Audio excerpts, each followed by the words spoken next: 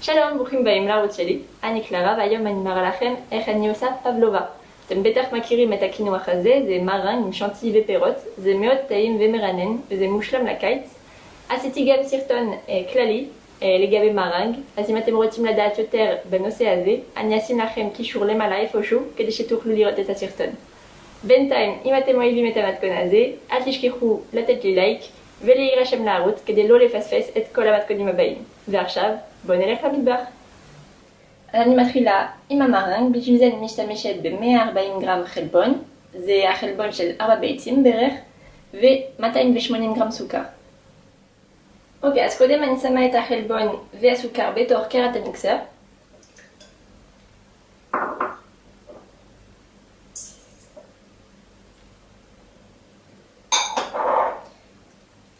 ואני מערבבת טיפה עם מטרפה. ואז אני שמה את הקערה על במרי, צריך להיזהר שהמים לא יגעו בתחתית הקערה. ואני אערבב ואני מחממת עד 65 מעלות בערך, או אם אין לכם מטרום, עד שהסוכר ינמס לגמרי. ואז כשהגעתי לטמפרטורה, אני שמה את הקערה במיקסר, ואני מערבבת עד שהמרנג יתקרר לגמרי. בסוף הערבוב אתם מקבלים מרנג מאוד מבריק ויציב. עכשיו שמתי את המרנג בתור שקית זילוף עם צנתר עם שיניים, הקוטר לא כל כך משנה אבל פה זה 12 מילימטר, ואני אזלף את הפבלובה. אז בשביל זה אני עושה קודם עיגול,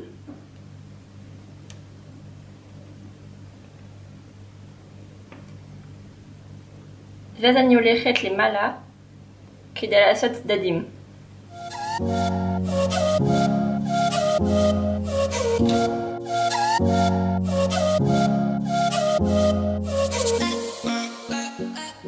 אז ככה, אתם רואים שאפשר לעשות 10 מנות יפות, ועכשיו אני עופה את הפבלובה 45 דקות ב-90 מעלות, ואז אני מכבה את התנור ואני משאירה את המגש לעוד שעה בחום, כדי שזה יתייבש. בזמן שהמרנג בתנור אני עושה את הרוטב פירות יער, בשביל זה אני משתמשת ב-300 גרם פירות יער קפואים ו-50 גרם סוכר. אז אני פשוט שמה את הסוכר עם הפירות בתוך סיר, ואני מחממת עד שאני אקבל סוג של רתיחה. אני מבשלת את הרוטב עוד 2 דקות, ואז אני סוגרת את האש. אני מחכה שהרוטב יתקרר טיפה, ואז אני שופכת אותו בתוך קופסה או כוס, צריך משהו יותר גבוה מרחב. ואז עם במיקס אני אטחון את הפירות.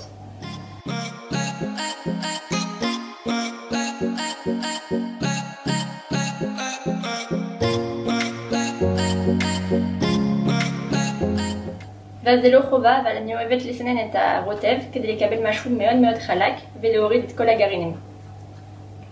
אז ברגע שהמרנג יצא מהתנור והתקרר, אני עושה את השנטי. בשביל זה אני משתמשת ב-250 גרם שמנת להקצפה, 38% שומן, 25 גרם סוכר, וזה ממש לא חובה, אני פשוט מאוד אוהבת את הטעם הזה. אני מוסיפה טיפה מי זוהר, אפשר גם מי ורדים אם אתם אוהבים, ואם אתם רוצים משהו יותר טבעי, אתם פשוט יכולים לא לשים בכלל. אז זה מאוד פשוט, אני שמה את השמנת, הסוכר והמי זוהר בתוך קערת המיקסר. הכל צריך להיות מאוד מאוד קר, גם השמנת אבל גם הקערה והמטרפה. ואני מקציפה עד לקבלת שנטי.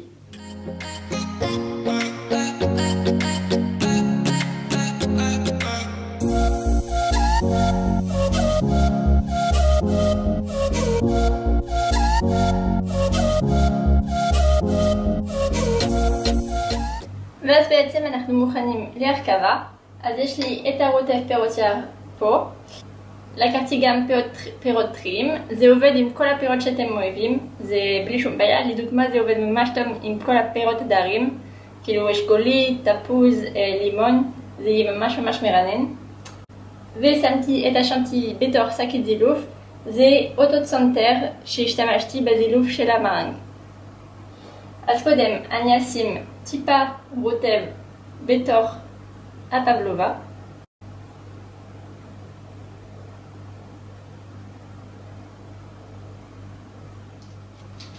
עכשיו אני מזלפת את השנטי.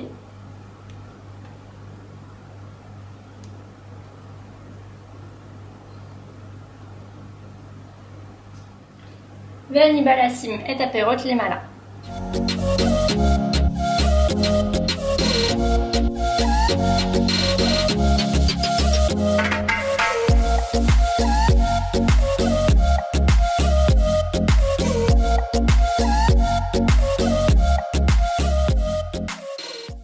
וזהו, הצעתן נגמר. אני מקווה שאהבתם את המתכון ושתנסו בבית. זה לא כזה טכני לעשות או קשה, זה פשוט שזה לוקח המון זמן בתנור, אבל חוץ מזה זה באמת קל. אז אם אהבתם את המתכון, תשימו לייק על הסרטון ותקליקו עליי עכשיו כדי להירשם לערוץ ולא לפספס את כל המתכונים הבאים. נתראה בסרטון הבא, ביי ביי.